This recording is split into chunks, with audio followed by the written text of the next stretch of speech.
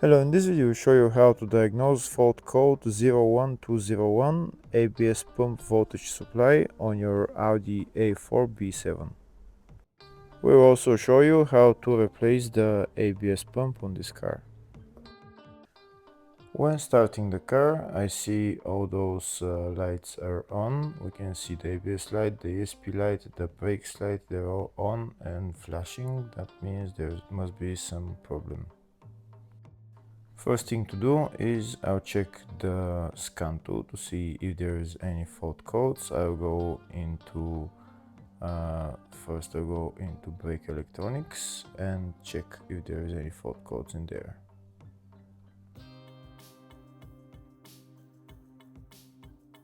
Here we can see the fault code is 01201 ABS pump voltage supply. That means there must be some problem either with the ABS or problem with the fuses or some wiring and stuff like that. Next, I'll check if there is any fault codes recorded in the other two modules, engine electronics and transmission electronics, and we'll see that there is one in the transmission electronics, one in brake electronics, no in engine electronics, but this light is flashing for ABS pump voltage supply, which is in the brake electronics module. Most of the time when you have this fault code for the ABS, you have a problem with the ABS module, so in order to fix the problem we need to replace the module.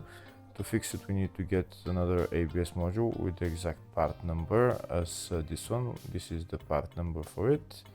And also we need to record all this information so that we can code in the new ECU. To code in the new ECU you need to memorize the ECU coding number. Also you can get some other stuff from here so that if your scan tool asks you for, you can write it down. Before replacing the ABS pump, first we need to check if the fuses are okay for the ABS, and also we need to go here. This is the ABS pump, and we need to check if there is power and ground to some of the pins on the electrical connector.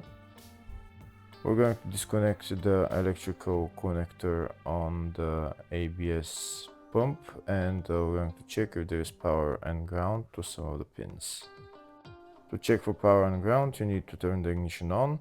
There is four ticker cables which are on the two sides, two of each side, and two of them has to be power and the other two has to be ground. And there is on the small pins there's another 2 or 3 powers that when you're checking them there is going to be 2 or 3 wires that have 12-volt power on them. If there is power on these wires that I said, then the problem must be with the ABS pump, so we need to replace the ABS pump. To replace the ABS pump, first we're going to remove the coolant expansion tank. We're going to put it to the side. Don't disconnect any hoses. There is only one screw that's holding it, and then just take it out. Next we're going to put this we're going to keep the brake pedal pressed so that no brake fluid comes out when we start to remove the brake lines. So we're going to remove all the brake lines from the ABS pump. If the video is useful, please like and comment on the video and subscribe to the channel to see more videos like this. In the description of the video I have links to tools that I recommend for doing jobs like this.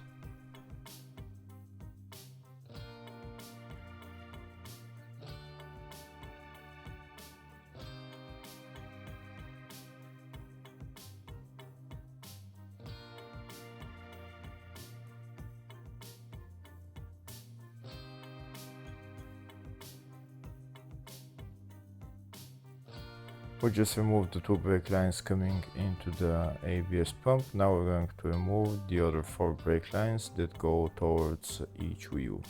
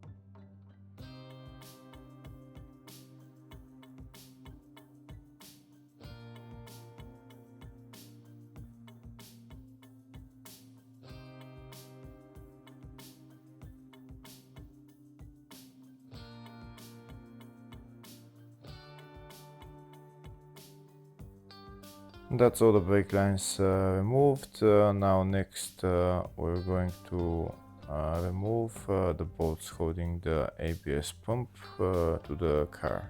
There's 3 bolts holding it. I'm going to remove the first bolt right there. That's the bolt removed. Next I'm going to remove the other bolts, but this one is hidden just underneath the windscreen washer tank, so that's the third one right there.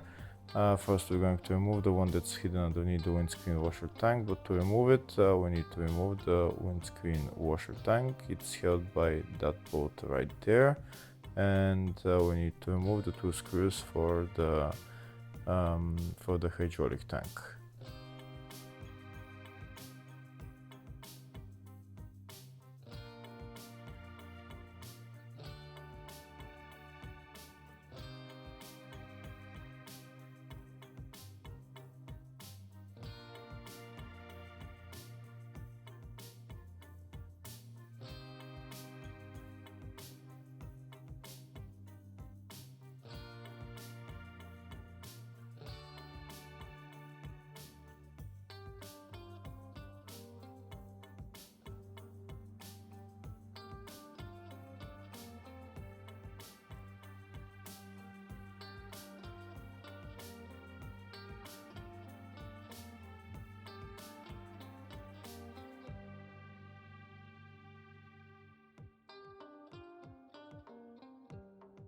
Now we're going to take out the windscreen washer tank, put it to the side, and then we're going to remove the bolt holding the ABS pump. That's the bolt right there. We have a clear view of it now, and the other one is down there. We're going to remove the 2 bolts.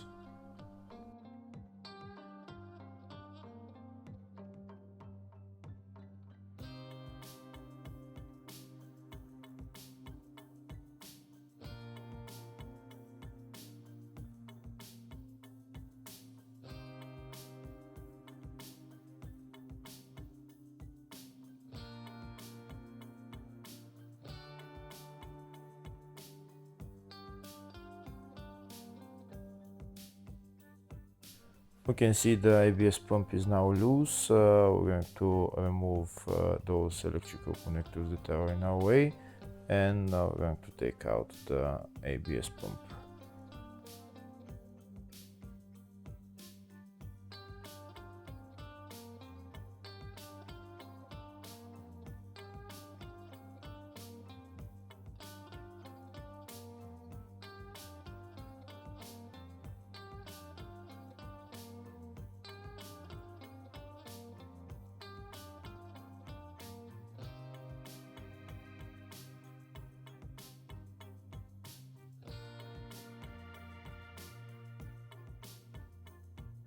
And that's the ABS pump out. Now we're going to replace it with a new one. Here you can see on the back, that's the part number for the ABS pump, just behind this bracket. Now we're going to remove the ABS pump from the bracket and put on the new ABS pump into that bracket and then put it back on.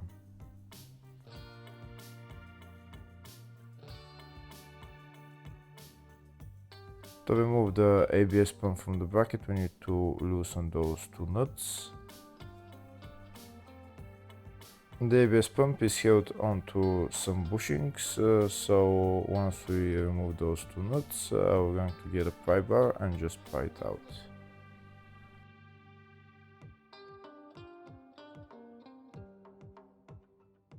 That's the ABS pump out. Now I'm going to show you the part number for it. It's the same as in the scan tool.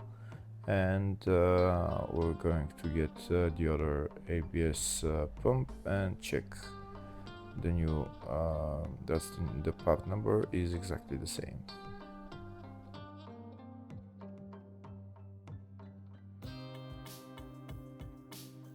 Now we're going to put the new ABS pump in its place on the bracket and tighten the nuts.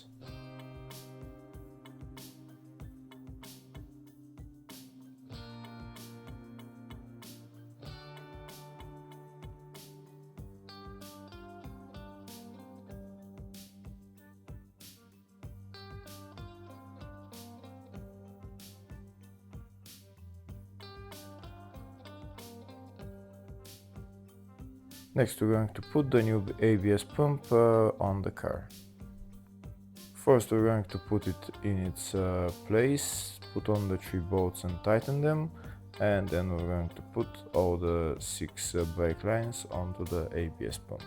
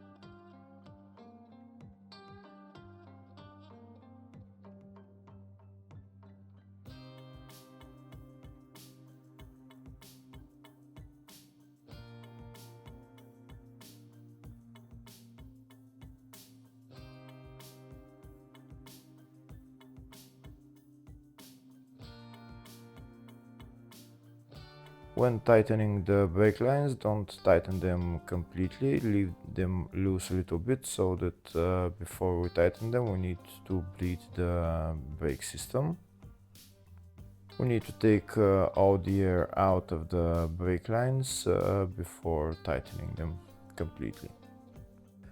To bleed the brake lines and the ABS pump, I'm going to use a brake pump so that I can put some pressure on the into the brake cylinder, into the brake reservoir, and once brake fluid starts coming out of the brake lines on the ABS, then I'm going to start tightening them.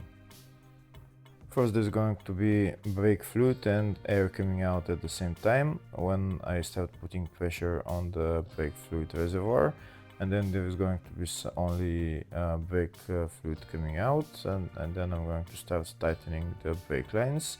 First I need to release the brake pedal so that the brake fluid can flow towards the ABS. Now I'm going to start pumping the brake pump to put some pressure into the brake system, and we'll see how brake fluid is going to start to come out through all those brake lines. And once only brake fluid starts to come out, no air, we can start tightening all the brake lines. Here you can see I'm starting to pump now, and there is pressure building up in the brake system, and now we'll see how brake fluid will start coming out of the brake lines. And once the brake fluid starts coming out, just start tightening all the brake lines.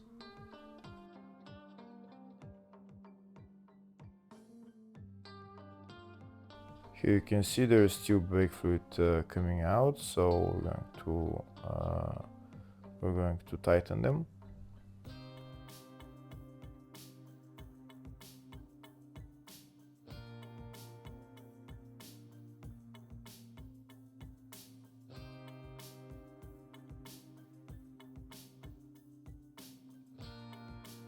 Once we tighten all those brake lines, there is still some air going to be trapped in the brake system, but the other air that is trapped, we're going to remove it. We're going to bleed each of the 4 wheels, and that's how we're going to remove the rest of the air.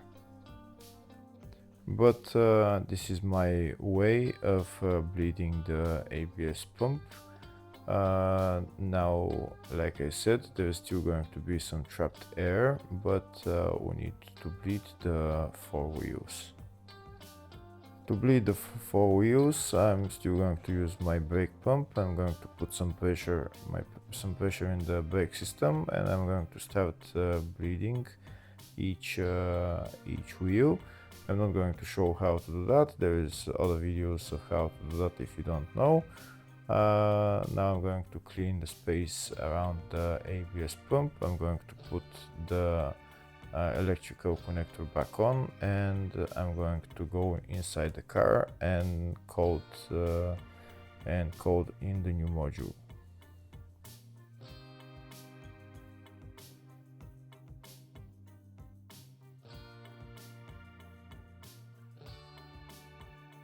First I'm going to turn the ignition on, and I'm gonna turn the scan tool on. I'm gonna go into brake electronics.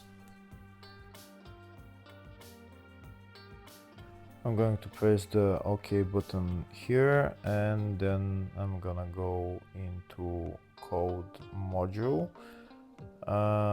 I'm going to press, that's number 11 right there, code module, and now I'm going to follow the instructions. So here it says current ECU coding is that number right there. I'm going to put the number on the old ECU coding that I got from the ECU memory. This is the ECU coding number that I'm going to put in, and once I put it in, I'm going to press OK.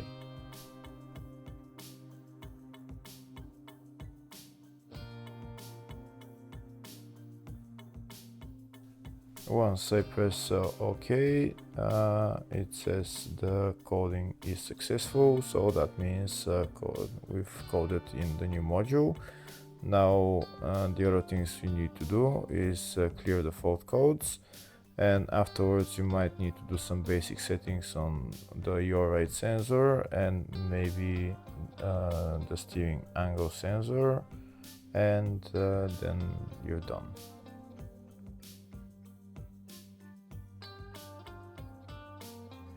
Now I'm going to turn the ignition on and start the car just to check what lights are on. We can see the ESP light is on, so we might need to do the steering angle sensor basic settings, and that light will go away. Hopefully the video was helpful. Please like and comment on the video and subscribe to the channel. Thank you.